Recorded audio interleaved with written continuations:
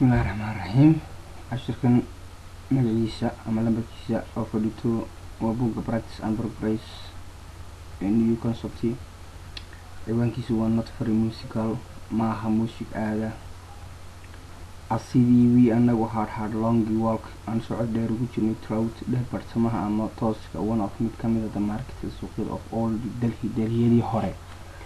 We anagu stopped waxaan istaagnay at square zone to have a rusty aan ku nasano ama nasasho ku qaadano. After a time waqti yar kadib we anagu notice waxaan ogsoonaanay ama aan aragnay. Notice waa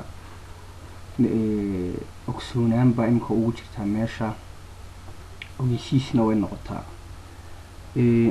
Markaa imka aragti bay matalaysaa. We anagu notice waxaan aragnay snake chamber mas ciyaarsiya with kaasoo watay two larger baskets, laba dambiil oo waaweyn. Dambiil waxaan u malaynaynaa in dadka Soomaalidu ay garanayaan.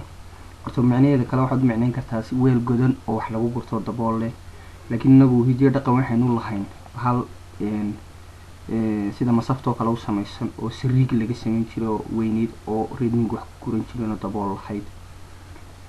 At the other side wuxuuna joogay dhinaca kale of the square zoonaha kale. So darteed we anagu wanti waan aadnay to have a look si aan u eegno at him isaga. As soon as isla markii so as uu anagana arkay isagu pick up wuxuu la soo baxay long beep turuba dheer, turubadana garaaco, which kaasoo was covered ku daboolna turubadaas ay ku daboolay counts shilimaan and open wuxuuna furay one of mid kamid ah the baskets dambiilihii. Win markii he began uu bilaabay to play inuu tumo ama ku ciyaaro dataan laxanka. We anagu had our first galambis waa la yaabkaygii ugu horreeyay of the snake ee mas aragno ama la yaabno.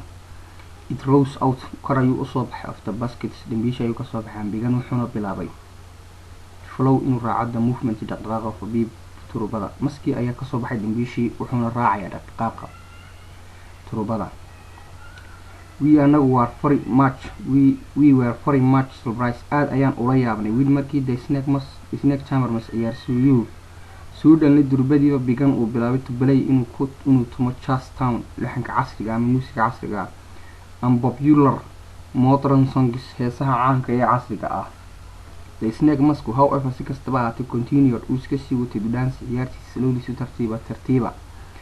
It obviously way iska cadayd could not tell inuuna sheegi karin the difference faraqa between u dhaxeeya Indian music India and jazz iyo jazzka casriga ah. Thank you my subscribe video.